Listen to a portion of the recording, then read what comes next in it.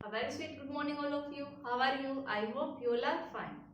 Student जो हमारा chemical kinetics chapter है ऑलमोस्ट कंप्लीट हो ही गया है, थोड़ा बहुत बचा है वो आज खत्म कर देंगे, ठीक है। पिछले कुछ क्लासेस में हमने क्या देखा था कि how we determine the order of reaction, कि हम किसी भी रिएक्शन का ऑर्डर कैसे फाइंड आउट कर सकते हैं। उसके हमने 5-6 मेथड्स देखे थे, ठीक है। और लास्ट क्लास में हमने शुरू किया था initial rate method. Initial rate method का एक न्यूमेरिकल की हेल्प से मैंने आपको कल समझाया था। आज एक और न्यूमेरिकल लेते हैं इनिशियल रेट मेथड से, ठीक है। तो इनिशियल रेट मेथड में देखो आपको एक इक्वेशन गिवन है ये वाली, और एक्सपेरिमेंट गिवन है कि जब आपके NO की कंसंट्रेशन इतनी है, F2 की इतनी है, तो इनिशियल रेट इतना है। जब कंसंट्रेशन इतनी हो गई तो रेट इतना है, ठीक है। तो बेसिकली आपको 3 एक्सपेरिमेंट गिवन है, उनके कोरस्पॉन्डिंग इनिशियल रेट गिवन है।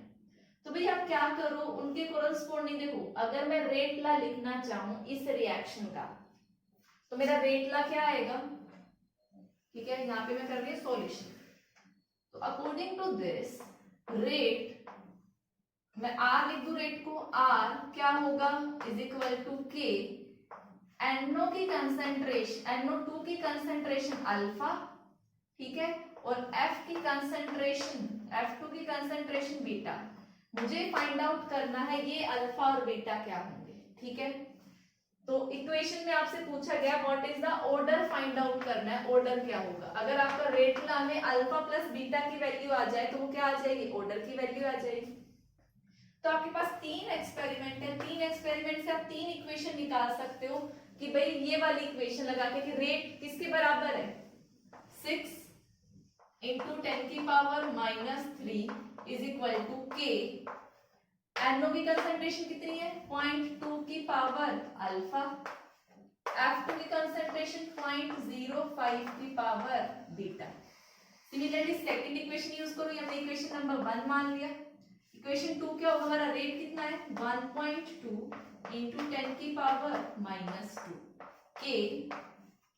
NO की कंसंट्रेशन 0.4 की पावर अल्फा और 0.05 की power beta. Equation number 2। Equation number 3 क्या हो गया हमारी, 4.8 इंटू 10 की पावर -2 इज इक्वल टू के 0.8 की पावर अल्फा और 0.1 की power beta. This is equation number 3, ठीक है। डाटा से जो हमें गिवन था हमने 3 इक्वेशन फाइंड आउट कर ली। अब हमें सिर्फ इन 3 इक्वेशन का यूज करके अल्फा बीटा की वैल्यू निकालनी है। तो अब देखो वो कैसे निकालेंगे। अब देखो भाई आपको ऐसी इक्वेशन लेनी हो जिनमें एक टर्म कॉमन हो ताकि वो कैंसिल आउट हो जाए। देखो अगर हम ये वाली इक्वेशन ये ले तो बीटा वाली ये क्या है, सेम है। तो आप क्या करो, equation 1 divided by equation 2 first case, ठीक है, डिवाइड करो। तो 6 इंटू 10 की पावर -3 अपॉन में 1.2 इंटू 10 की power -3 sorry -2 is equal to K 0.2 की पावर अल्फा 0.05 की पावर बीटा, ठीक है। फिर के 0.4 अल्फा 0.05 बीटा, ठीक है। अब सोल्व करो, के से के कैंसिल आउट, ये वाली टर्म इससे कैंसिल आउट, इसको भी आप सिंप्लीफाई करोगे तो क्या आएगा भाई, इसका अगर मैं पॉइंट हटाऊं तो 0.1 ये 10 की पावर -3 हो जाएगा। तो 10 की पावर -3 से -3 कैंसिल, 6 1 जा 6 2 जा, तो 1/2 इज इक्वल टू, यहाँ से पॉइंट हटाओगे 2 1 जा 2 2 जा 4 मींस 1/2 की पावर अल्फा। अब देखो बेस ये अंदर वाला सेम है तो पावर भी क्या होगी, सेम, ठीक है। तो अल्फा की वैल्यू कितनी आ गई आपकी 1। ये चीज समझ में आई। अब सेकंड इक्वेशन क्या यूज करोगे भाई, आप बीटा की सॉरी अल्फा की वैल्यू फाइंड आउट कर चुके, अब बीटा की वैल्यू निकालनी है, ठीक है। सो क्या तो आप क्या करो, किसी भी एक इक्वेशन में अल्फा की वैल्यू रख दो, या एक ऐसी इक्वेशन चूज करो जिसमें अल्फा से अल्फा कैंसिल आउट, देखो कैंसिल आउट तो नहीं हो रहा है अल्फा, तो आप कोई भी एक इक्वेशन पकड़ो, सॉरी आपने ये इक्वेशन चूज कर ली, आपने क्या निकालना है, बीटा की वैल्यू निकालनी है। तो ऐसे चूज करो जिसमें बीटा कैंसिल आउट ना हो, ठीक है। तो हमने कर लिया ये वाली इक्वेशन, तो आप क्या करो, equation 2 divided by equation 3, so 1.2 into में 10 की पावर -2 अपॉन में 4.8 इंटू 10 की पावर -2 के 0.4 की पावर अल्फा 0.05 की पावर बीटा अपॉन में के 0.8 की पावर अल्फा, ठीक है, और 0.1 की पावर बीटा, ठीक है। तो अब आप खुद से सॉल्व करके बताओ, के से तो के कैंसिल आउट, 0.2 से 0.2 कैंसिल आउट, 0.12 4 जा, फिर क्या आया 1/4 इज इक्वल टू, यहाँ पॉइंट से पॉइंट कैंसिल आउट करोगे तो अब देखो ये सेम है तो क्या आ जाएगा 1/2 की पावर अल्फा, और इधर क्या आ जाएगा 0.05 और यहाँ क्या है 0.1, तो आप इसको आपके पास क्या है 0.1, ठीक है। एक और जीरो लगा दो तो डेसिमल से decimal cancel out, so 1/4 is equal to, alpha की वैल्यू आपने क्या फाइंड आउट की है यहाँ से 1, तो यहाँ पे क्या हो जाएगा 1/2, इसको कैंसिल आउट करोगे तो 1/2 की पावर बीटा, ठीक है। इन दोनों को सोल्व करोगे, इसको इधर लाओ तो ये 2 से कैंसिल आउट हो जाएगा, तो कितना आया 1/2 इज इक्वल टू 1/2 की पावर बीटा, पावर सेम होगी तो यहाँ से भी किसकी वैल्यू आई, बीटा की value 1 I. It means alpha की वैल्यू भी 1 है और बीटा की वैल्यू भी 1 है, ठीक है। सो आप इतना कॉपी करो। अब देखो इतना करने के बाद हमारा रेट एक्सप्रेशन क्या था जो स्टार्टिंग में लिखा था, R इज इक्वल टू के NO2 की पावर अल्फा और F2 की पावर बीटा, तो आप लिख सकते हो K is equal to NO2 की पावर 1 और F2 की पावर 1, तो ऑर्डर क्या हो गया आपका 1 + 1 इज इक्वल टू 2। तो ये था आपका क्वेश्चन, तो आप इसको कॉपी कर सकते हो। स्टूडेंट्स हमारा next method is Ostwald isolation method. देखो ये जो ओस्टवाल्ड आइसोलेशन मेथड है ये भी किसके जैसा ही है, इनिशियल रेट मेथड जैसा ही है, ठीक है। तो देखो क्वेश्चन उसी तरीके से सोल्व होते हैं, बस आप एक बार समझ लो इसमें है क्या। देखो ओस्टवाल्ड आइसोलेशन मेथड में ये ओस्टवाल्ड साइंटिस्ट ने दिया था, इसमें हम देखो क्या करते हैं, अगर हमारा देखो रिएक्टेंट है, सपोज करो AA प्लस BB, ये रिएक्टेंट है, ये हमें क्या दे रहे हैं, कुछ प्रोडक्ट दे रहे हैं, ठीक है।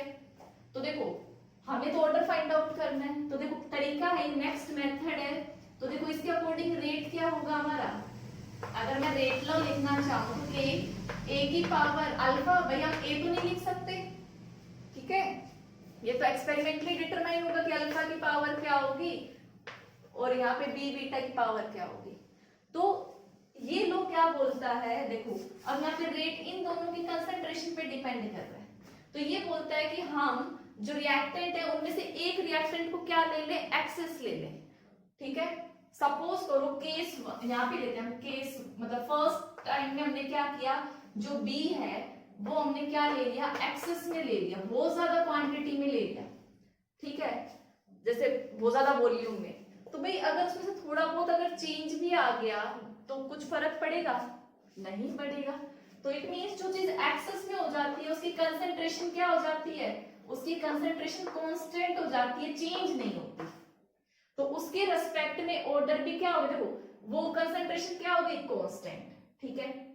तो देखो हमने फर्स्ट केस लिया B, तो देखो हमारा रेट क्या था, रेट को मैं R लिख दूं K और ये मैंने लिख दिया B बीटा और ये A अल्फा, भाई ये चीज एक्सेस में थी तो ये क्या हो गई कांस्टेंट, अब ये भी क्या था कांस्टेंट, तो मेरी इतनी टर्म क्या बन गई, कांस्टेंट बन गई, ठीक है। तो मैं इसको K डैश लिख दूं और यहाँ पे क्या आ गया A की पावर अल्फा।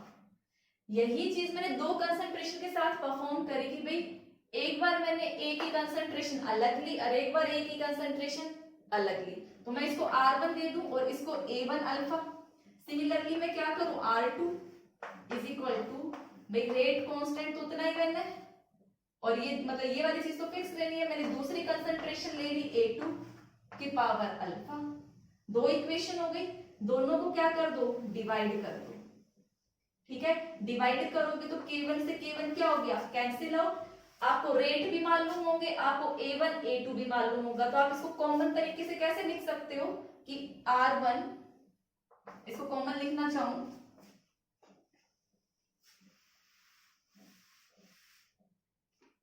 तो मैंने क्या लिख दिया, R1 by R2 is equal to A1 by A2 की पावर अल्फा। आपको ये भी पता है, ये भी पता है, ये भी पता है, ये भी पता है, आप अल्फा की वैल्यू आसानी से निकाल सकते हो। ठीक है, आपने इस तरीके से क्या निकाली, अल्फा की वैल्यू निकाली, कैसे, बी को एक्सेस करके। ठीक है, सिमिलरली यही मेथड जो आपने बी के साथ लगाया, अब वो किसके साथ लगाओ, ए के साथ लगाओ। अब आप ए की क्वांटिटी को क्या ले लो, एक्सेस ले लो। जब इसको एक्सेस लोगे तो ये कांस्टेंट टर्म बन जाएगा। सिमिलरली आप क्या निकालो, R1 के और ये A alpha beta B, sorry B beta, ये चीज आपने एक्सेस में ले ली तो ये इसके साथ कांस्टेंट में आ गई। तो आपका R1 क्या बन गया, K1 डैश और ये B1 बीटा। ठीक है, सिमिलरली आपने दूसरा सेट लिया, उससे क्या आया, R2 आया, K डैश बीटा 2। ठीक है, इसकी पावर B2 बीटा, K से K कैंसिल आउट। सिमिलरली ये बेस सेम है तो पावर एक साथ, सॉरी पावर सेम है तो एक साथ लिख सकते हो। तो आपका क्या बना, R1 by R2 is equal to B1 by B2 की पावर बीटा। ये भी मालूम है, ये भी मालूम है, ये भी मालूम है, ये भी किसकी वैल्यू निकाल लोगे, बीटा की। अल्फा प्लस बीटा कर दोगे तो क्या आ जाएगा, ऑर्डर आ जाएगा। सिर्फ ओस्टवाल्ड डाइल्यूशन में क्या है कि यहाँ डिफरेंट डिफरेंट एक्सपेरिमेंट नहीं है भाई, जिसके रेस्पेक्ट में निकालना है उसको छोड़ के बाकी चीजों को क्या कर दो, एक्सेस में कर दो। एक्सेस में कर दोगे तो वो कांस्टेंट हो जाएगा, फिर उसके रेस्पेक्ट में ऑर्डर निकाल लो। ठीक है, तो ये सिमिलर इनिशियल रेट मेथड जैसा ही है, तो न्यूमेरिकल उसी तरीके से हो जाएंगे, सिंपली जैसे मैंने कराया। आपको इनकी कंसंट्रेशंस गिवन होगी और आप सॉल्व कर लोगे। ठीक है, तो आप इसको जितना मैंने समझाया उसको आप अपनी लैंग्वेज में नोट डाउन कर सकते हो। सो स्टूडेंट्स, नेक्स्ट टॉपिक है सूडो फर्स्ट ऑर्डर रिएक्शन। देखो सूडो फर्स्ट ऑर्डर रिएक्शन क्या होता है, ऐसी रिएक्शन जिसका ऑर्डर रेट लो एक्सप्रेशन से अलग दिखे। ठीक है, रेट लो से अलग बट एक्चुअल में अलग होता हो, रेट लो से अलग आए और एक्चुअल में अलग आए, ऐसी रिएक्शंस को हम क्या बोलते हैं, सूडो ऑर्डर रिएक्शन। कि दिखती तो किसी और ऑर्डर की है बट एक्चुअल में होता ऑर्डर कुछ और है। ठीक है, एग्जाम्पल लेते, देखो ये सूडो फर्स्ट ऑर्डर रिएक्शन भी हो सकती है, सूडो सेकंड ऑर्डर रिएक्शन भी हो सकती है और सूडो थर्ड ऑर्डर रिएक्शन भी हो सकती है। बट हमारे सिलेबस में जनरली कौन सी है, सूडो फर्स्ट ऑर्डर रिएक्शन। ठीक है, अब देखो भाई मैंने कोई भी अल्काइल हैलाइड ले लिया, उसमें वाटर डाला। ठीक है, मेरे को क्या मिला, अल्कोहल मिला, ROH, कोई भी प्रोडक्ट मिला। ठीक है, और साथ में क्या निकल जाएगा, HCl। ठीक है, अगर मैं रेट लो के अकॉर्डिंग देखूं, रेट लो मैं अगर लिखना चाहूं तो एक्सपेरिमेंट मतलब रेट लो के अकॉर्डिंग एक्सप्रेशन क्या आएगा, rate is equal to K RCl plus into में H2। ठीक है, रेट हमारा यही होगा। अब देखो रेट अगर ये है तो यहाँ पे ऑर्डर आपका क्या निकल के आ रहा है, 2 निकल के आ रहा है, 1 + 1 2। बट एक्चुअल में हम क्या देखते हैं कि जब ये रिएक्शन होती है तो वाटर किस में प्रेजेंट होता है, एक्सिस में प्रेजेंट है। जब वाटर एक्सिस में है तो उसकी कंसंट्रेशन पे चेंज नहीं आएगा, तो रेट वाले एक्सप्रेशन में वो टर्म काउंट नहीं होगी। वाटर हमारा क्या आ गया, एक्सिस में आ गया, एक्सिस में आ गया तो वो क्या बन गया, हमारा कांस्टेंट बन गई, कंसंट्रेशन में चेंज नहीं आएगा। तो जो अब हमारा रेट है वो क्या हो गया, K सिर्फ और सिर्फ किस पे डिपेंड कर रहा है, RCl पे डिपेंड कर रहा है, इस पे डिपेंड कर रहा है। तो ऑर्डर किस ऑर्डर की निकली रिएक्शन हमारी, फर्स्ट ऑर्डर की। दिख क्या रही थी, सेकंड ऑर्डर की, बट है कौन सी, फर्स्ट ऑर्डर की। क्यों, क्योंकि ये वाली चीज क्या हो गई, एक्सेस में हो गई। तो इसी टाइप की रिएक्शंस को हम क्या बोलते हैं, देखो फर्स्ट ऑर्डर की दिख रही है तो इसको हम क्या बोलेंगे, सूडो फर्स्ट ऑर्डर रिएक्शन। ठीक है, तो आप इस एग्जांपल को नोट डाउन कर सकते हो। स्टूडेंट नेक्स्ट अगर रिएक्शन सूडो फर्स्ट ऑर्डर का मैं एग्जांपल लूं तो हाइड्रोलिसिस ऑफ एस्टर। ठीक है, मैंने ले लिया RCOOR, ये ले लिया। ठीक है, हाइड्रोलिसिस मतलब मैंने वाटर ऐड किया तो क्या बनेगा, एक एसिड बनेगा, एक अल्कोहल बनेगा। तो CH3COOH प्लस में CH3OH। ठीक है, तो ये हमारा बन गया। अगर एक्सपेक्टेड मैं देखूं, ठीक है, एक्सपेक्टेड रेट क्या होगा, एक्सपेक्टेड जो हम कर रहे थे इससे, तो रेट हमारा आना चाहिए था K, concentration of ester CH3COO CH3 and water, और एक्सपेक्टेड के अकॉर्डिंग 1+1 ऑर्डर कितना आना चाहिए था 2। बट हमारे पास होता क्या भाई, ये जो वाटर है H2O है, ये क्या है हमारे पास, एक्सेस में है, एक्सेस में है, तो इसकी सॉरी कंसंट्रेशन चेंज नहीं होगी। जैसे समुद्र है, समुद्र में से अगर आप थोड़ा बहुत पानी भी निकाल लोगे तो क्या आप बोलोगे कि समुद्र का पानी कम हो गया, नहीं बोलोगे, क्योंकि ऑलरेडी वो क्या है, बहुत ज्यादा अमाउंट में है। ठीक है, तो ऐसा ही कुछ इसके साथ है कि इसकी कंपैरिजन में इसकी अमाउंट बहुत ज्यादा है, अगर थोड़ा बहुत इसके साथ रिएक्ट करके इसने प्रोडक्ट भी बना लिया तो इसकी कंसंट्रेशन पे फर्क नहीं पड़ा। ठीक है, तो एक्चुअल में रेट क्या निकलता है, एक्सपेरिमेंटली जब देखा गया तो रेट आया पावर 1 के, किसके, CH3COO CH3 इसके 1 पे। क्यों, क्योंकि जो वाटर था एक्सेस में, इसकी कंसंट्रेशन चेंज नहीं हुई। ठीक है, तो यहाँ पे इसका ऑर्डर कितना नजर आ रहा है आपको, 1।